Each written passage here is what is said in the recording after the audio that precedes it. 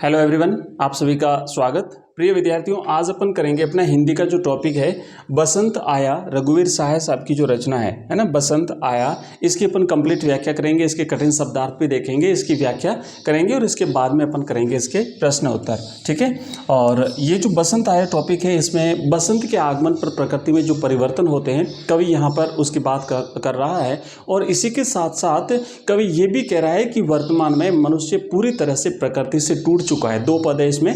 दूसरे पद में कवि ये कहता है कि प्रकृति से मनुष्य पूरी तरह से टूट चुका है और इसीलिए प्रकृति में जो कुछ भी परिवर्तन होते हैं उसका आभास हमें नहीं होता। कैलेंडर देखने से पता चलता है या फिर कविताएं पढ़ने से पता चलता है कि कौन सी ऋतु के आगमन पर क्या परिवर्तन होते हैं। आइए शुरू करते हैं। यहाँ पर अपन देखेंगे, आप देख सकते हैं कि बसंत आया जो कविता है, इस बसंत आया कविता को अपन पढ़ेंगे। और मैं यहाँ पे देखो लिखा हुआ है, पहले पद पढ़ लेता हूँ। ठीक है, पद पढ़ लेता हूँ। कवि क्या कहता है। कवि रघुवीर सहाय इस रचना के कवि हैं। आप लोग प्रत्येक कविता का नाम उसके कवि के नाम का नाम याद रखिए, क्योंकि आपको सप्रसंग व्याख्या जब अपन करेंगे वहाँ पे इस प्रकार आपको लिखना पड़ेगा। तो देखो कवि क्या कहता है कि जैसे बहन दा कहती है, दा मैंने दादा, है ना, दा मैंने दादा या बड़ा भाई, दादा या बड़ा भाई। तो कवि यहाँ पे कहता है कि जिस तरीके से मुझे बहन प्यार से भाई कह करके बुलाती है, प्रेम से, है ना, जैसे बहन दा कहती है, ऐसे किसी बंगले के किसी तरु का मतलब होता है पेड़, तरु का मतलब होता है पेड़, और पेड़ काय का है, संभवतः अशोक का पेड़ है, क्वेश्चन मार्क है, पेड़ अशोक का है। पर कोई चिड़िया कूकी, उस पेड़ पर, उस तरु पर, उस अशोक के पेड़ पर कौन कूका, कोई चिड़िया कूकी। अब देखो चिड़िया चहचहाती है, कूकती नहीं है, और कोयल कूकती है, तो यहाँ पर चिड़िया शायद कोयल है। तो एक कोयल एक बंगले के किसी पेड़ पर, अशोक के पेड़ पर कूकी। कैसे कूकी, जिस तरीके से कोई बहन बड़े प्यार से अपने भाई को भाई कह करके बुलाती है, दा कह करके बुलाती है। तो देखो यहाँ पे कवि ये कह रहा है कि बसंत ऋतु के आगमन पर जो प्रकृति में परिवर्तन होते हैं उसका कवि वर्णन करता है। पहला परिवर्तन क्या बताया कवि ने कि जब बसंत का आगमन होता है तो पेड़ पर कोयल कूकने लगती है। ठीक है, कोयल कूकती है, बहुत ही मीठी बोली होती है कोयल की, और कोयल बोलना प्रारंभ करती है। तो पहला तो ये परिवर्तन हुआ। आगे क्या कहते हैं कवि कि चलती सड़क के किनारे लाल बजरी पर चुरमुराए पांव तले ऊंचे तरुवर से गिरे बड़े बड़े पियराए पत्ते। आपने देखा होगा बसंत के आगमन पर, बसंत से जस्ट पहले थोड़ा सा पतझड़ का मौसम होता है। पतझड़ में पीले पत्ते सारे के सारे पीले पड़ जाते हैं, पीले पड़ने के बाद झड़ जाते हैं, नीचे जमीन पर गिर जाते हैं, और उसके बाद बसंत के आगमन पर पुनः एक बार फिर से नए पत्ते आते हैं, नए कौपल निकलते हैं, चारों तरफ फूल ही फूल खिलते हैं। तो कवि ये कह रहा है कि बसंत के आगमन पर क्या होता है कि जो पेड़ है ना, इस जो सड़क है, आप देख लीजिए सड़क है, सड़क के किनारे यहाँ पे जो पेमेंट होता है, लोग जहाँ चलते हैं वहाँ लाल बजरी, जैसे मान लीजिए किसी किसी स्थान पर ऐसा होता है कि वहाँ लाल बजरी बिछी रहती है, और किनारे किनारे जो पेड़ खड़े होते हैं उन पेड़ों से पत्ते पीले पड़ के जो नीचे गिर चुके होते हैं, उन पत्तों पर जब कोई व्यक्ति चलता है तो चलने की वजह से जब वो पत्ते दबेंगे तो वहां से आवाज आती है, चुरमुराने की आवाज आती है। ये बसंत के आगमन पर होता है। कवि यहां पर बसंत के आगमन पर प्रकृति में होने वाले परिवर्तनों का वर्णन करता है। क्या कहता है कि चलते सड़क के किनारे, मतलब ये सड़क है, इस किनारे, सड़क के इस किनारे लाल बजरी पर, और किनारे किनारे जो लाल बजरी पड़ी है वहां पर जब कोई व्यक्ति चलता है तो पांव तले पत्ते जब दबते हैं तो चुरमुराने की आवाज आती है। ऊंचे तरुवर से, ऊंचे मैंने बड़े बड़े पेड़ों से, तरुवर मैंने पेड़ से गिरे हुए बड़े बड़े पियराए पत्ते। पियराए का मतलब होता है पीले पड़े हुए पत्ते, क्योंकि पतझड़ की वजह से पत्ते पीले पड़ चुके हैं, तो वो पीले पड़े हुए पत्ते जब दबते हैं तो चुरमुराने की आवाज आती है। तो यहाँ पे कवि ने दो बातें बताई। पहला तो यह है कि पेड़ पर कोयल कूकने लगती है बसंत के आगमन पर। दूसरा, पत्ते पीले पड़ करके नीचे गिरे हुए रहते हैं। ठीक है, ये बसंत के आगमन पर होने वाले परिवर्तन हैं। आगे बढ़ते हैं। कवि यहाँ पे क्या कहता है दूसरे पद में, थोड़ा सा कठिन शब्दार्थ भी आप देख लीजिए। दा का मतलब होता है दादा यानी बड़ा भाई, तरु का मतलब होता है वृक्ष, कूकी का मतलब होता है कूकने लगी। कूकना मतलब मधुर स्वर में चहकना। एक प्रकार से कोयल जो है वो क्या करती है भाई, कूकती है, मधुर स्वर में बोलती है। बजरी का मतलब होता है मोटी रेत, चुरमुराने का मतलब होता है चरमराने लगी। पांव तले का मतलब होता है पैरों के नीचे, तरुवर का मतलब होता है वृक्ष, और पियराए का अर्थ होता है पतझड़ के मौसम में पीले पड़े पत्ते। आइए नेक्स्ट बढ़ते हैं अगले पद की तरफ, और यहां पे लिखा है, देखो कवि क्या कहता है कोई 6 बजे सुबह जैसे गर्म पानी से नहाई हो, खिली हुई हवा आई, फिरकी सी आई और चली गई।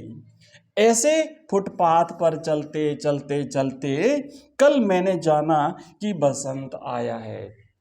अब यहाँ पे देखो, बसंत के आगमन पर प्रकृति में होने वाले परिवर्तनों का कवि वर्णन करते हुए क्या कहता है कि जैसे ही बसंत आता है तो बसंत के आगमन के साथ ही सर्दी जा चुकी होती है, जो ठंडी हवा थी वो जा चुकी होती है, अब थोड़ी सी हवा में गर्माहट आ जाती है। तो जैसे सुबह 6 बजे थे, कवि मॉर्निंग वॉक पर था, फुटपाथ पर चल रहा था, है ना, कवि यहाँ से फुटपाथ पर चल रहा था, तो कवि क्या कहता है कि जैसे सुबह के 6 बजे का समय था और एक हल्की सी हवा आई। हवा कैसी थी? ऐसी जैसे गर्म पानी से नहाई हो, मतलब हवा में कुछ गर्माहट थी। अब वो सर्दी की ऋतु वाली ठंडक नहीं थी, हवा अब हल्की सी गर्म हो चुकी थी। ऐसी हल्की सी गर्म हवा आई और खिली हुई हवा आई, फिरकी सी आई। फिरकी मतलब एक प्रकार से चक्कर लगाते हुए, घूमते हुए, है ना, घूमते हुए आई और फिर चली गई। तो अब कवि क्या कह रहा है कि ऐसा हुआ कि एक हल्की सी गर्म हवा आई, तो फुटपाथ पर मैंने चलते चलते चलते ये जान लिया कि ये प्रकृति में हुआ परिवर्तन जो है ये बसंत के आगमन की सूचना हमें देता है। कल मैंने जाना कि बसंत आया। तो कवि क्या कहता है कि पहले कोयल कूकी, उसके बाद में जब कवि चल रहा था तो जो पीले पड़े हुए पत्ते जब जमीन पर पड़े थे, जहाँ बजरी जो थी उस बजरी पर चलते चलते तो कवि के पांवों तले पत्ते जब चुरमुराए तो कवि ने जाना कि भाई बसंत का आगमन हो चुका है। और तीसरा कवि कहता है कि गर्म हल्की सी हवा आई, मतलब अब ठंडक जा चुकी थी और हल्की सी गर्माहट आपने देखा होगा फरवरी मार्च अप्रैल में, फरवरी के बाद जब शीत ऋतु जा चुकी होती है, मार्च और अप्रैल का जो महीना होता है विशेष करके मार्च का, है ना, उस समय फिर है ना बसंत का आगमन होता है, तो उस समय हवा में हल्की सी गर्माहट आ जाती है। तो ये एक प्रकार से कवि कहता है बसंत के आगमन की सूचना थी। तो इस तरीके से हमें प्रकृति में होने वाले परिवर्तनों से पता चल जाता है कि भाई बसंत का आगमन हो चुका था। चलिए आगे बढ़ते हैं। नेक्स्ट कठिन शब्दार्थ। नहाई हो का मतलब होता है जैसे स्नान करके आई हो, हल्के से गर्म पानी से स्नान करके आई हो, ऐसा आभास हुआ क्योंकि ऐसी हल्की सी गर्म हवा थी। फिरकी का मतलब होता है चक्री, गोल गोल घूमना, और बसंत का मतलब होता है बसंत ऋतु। नेक्स्ट अगला पद है, अब देखिए, और कवि यहाँ पे क्या कहता है, अब ये जो पद है कवि इसमें ये वर्णन कर रहा है कि वर्तमान में हमारा माने मनुष्य का प्रकृति से रिश्ता टूट चुका है, प्रकृति के साथ इतना मेल मिलाप नहीं है, इसलिए प्रकृति में जो परिवर्तन होते हैं उन परिवर्तनों का हमें आभास नहीं होता है। तो आभास कैसे होता है? द कवि क्या कह रहा है कि और यह कैलेंडर से मालूम था कि अमुक दिन अमुक बार मदन महीने की होवेगी पंचमी, दफ्तर में छुट्टी थी यह था प्रमाण, और कविताएं पढ़ते रहने से पता था कि दहर दहर दहकेंगे कहीं ढाक के जंगल, आम बोर आवेंगे। तो कवि क्या कह रहा है कि कैलेंडर का मतलब जैसे कैलेंडर होता है ना जिसमें अपन तारीख देखते हैं, तिथि देखते हैं, वार देखते हैं, मुहूर्त देखते हैं, वो कैलेंडर होता है। तो कैलेंडर से ये पता था, क्योंकि प्रकृति से तो पता चलता नहीं, तो लोग कैलेंडर देख के मालूम करते हैं कि भाई कौन से महीने में कौन सी तिथि पड़ेगी, कौन सी तिथि को कौन सी ऋतु होगी, कौन सा त्योहार होगा, ये सब कैलेंडर से पता चलता है। तो कवि कह रहा है कि मुझे भी, मतलब जो लोग जो है आजकल के, उनको कैलेंडर से पता था। क्या पता था? कि जब बसंत ऋतु आएगी तो क्या कहेगा, कवि क्या कहता है कि किसी अमुक दिन, माने किसी खास दिन, मतलब जो तिथि होगी उस दिन, किसी खास वार को, वार माने वार, जैसे जो वार होते हैं ना, सोमवार, मंगलवार, ऐसे वार को, किसी खास वार को मदन महीने की होवेगी पंचमी, मतलब उस दिन बसंत पंचमी होगी। तो बसंत पंचमी होगी प्रकृति से पता नहीं चल रहा है, बल्कि कैसे पता चल रहा है? कैलेंडर से पता चल रहा है कि उस महीने की उस तिथि को बसंत पंचमी होगी, ये कैलेंडर से पता चल रहा है, कवि कहता है। और तो फिर क्या होगा कि जब बसंत पंचमी होगी उस दिन दफ्तर में छुट्टी रहेगी, अवकाश रहेगा, और ये प्रमाण था उस कैलेंडर देखने से कि अवकाश रहेगा, वो उस दिन अपने क्या रहेगा भाई, बसंत पंचमी रहेगी। और कवि कहता है कि कविताएं पढ़ते रहने से ये पता था, कवि कहता है, कवि और कविताएं पढ़ता है, या जो लोग पढ़ करके पता लगाते हैं, तो कविताओं से पता चलता है कि जब बसंत ऋतु आती है उस समय क्या होता है कि दहर दहर दहकेंगे, दहर दहर माने धधक धधक करके, है ना, धधक धधक धधक करके धधक धधक करके दहकेंगे, दहकेंगे मतलब एक प्रकार से धधकते हुए, जलते हुए पता चलेगा, धधकते हुए ढाक के जंगल। ढाक माने पलास, ढाक मतलब एक प्रकार का पेड़ होता है, ढाक का पेड़ या पलास का पेड़, पलास का पेड़। और ये पलास का जो पेड़ होता है, आप देख सकते हैं, ये जो आप देख रहे हैं ना, ये इस प्रकार का पेड़ होता है जिस पर ऐसे फूल आते हैं, लाल लाल, आग जैसे आग जलती हुई कैसे महसूस होती है वैसे इसके फूल आते हैं। और बसंत ऋतु में जो ढाक के जंगल होते हैं, मतलब पूरे के पूरे इस प्रकार के पेड़ जिन जंगलों में होते हैं, उस पर जब फूल आ जाते हैं तो दूर से ऐसा लगता है जैसे आग लगी हो।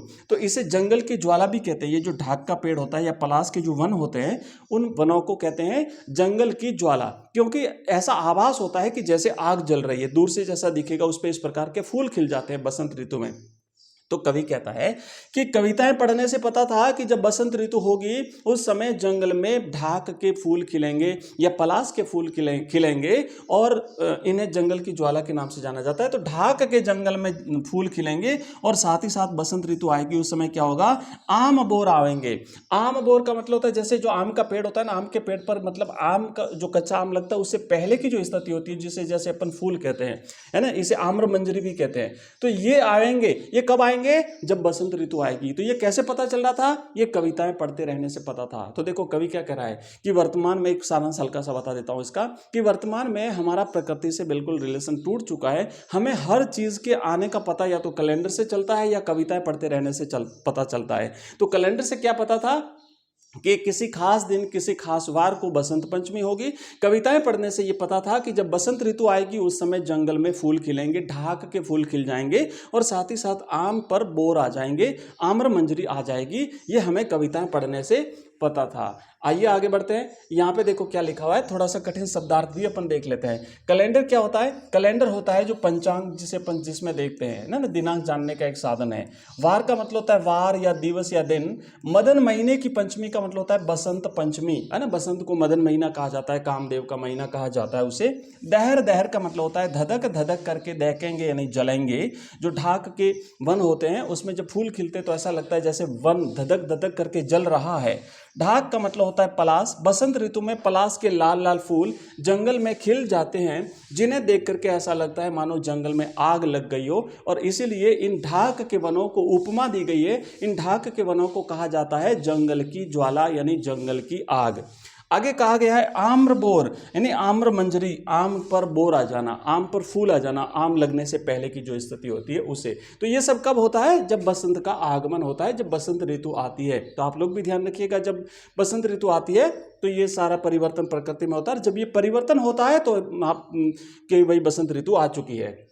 आगे क्या कहता है कवि, देखो यहाँ पे कहता है कि रंग रस गंध से लदे, रंग रस गंध से लदे फदे दूर के विदेश के नंदन वन होवेंगे यशस्वी। और क्या होगा कि जब बसंत ऋतु आती, कविता पढ़ने से कवि कह रहा है मुझे पता चला कि जब बसंत ऋतु आएगी तो उस बसंत ऋतु में वनों में फूल खिलेंगे, आम के ऊपर मंजरी, आम्र मंजरी आ जाएगी, और इसके अलावा रंग यानी फूलों का जो रंग होगा उससे सराबोर, रस मैंने उस फूलों में जो पराग कण होते हैं रस होता है, और साथ ही साथ जो सुगंध निकलती, फूलों की जो खुशबू निकलती है, इन सभी से लदे फदे पूरे के पूरे जो पेड़ होंगे, जो वन होंगे वो पूरे भर जाएंगे।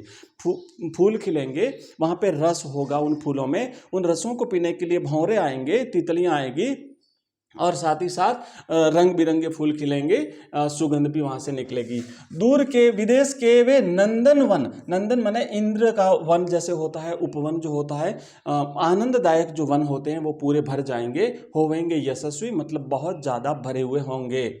मधुमस्त पीक भौर आदि अपना अपना कृतित्व अभ्यास करके दिखावेंगे। तो क्या होगा कि ये फूल, ये वन जो है वो इस तरीके से फूलों से, रसों से, सुगंध से भर जाएंगे। इसके अलावा जैसे ही बसंत ऋतु का आगमन होगा, कविताएं पढ़ने से मुझे पता चला कि बसंत ऋतु का आगमन होगा उस समय पीक, पीक मैंने कोयल, ठीक है, पीक का मतलब होता है कोयल, और भौर का मतलब होता है भ्रमर, भ्रमर यानी भौरे।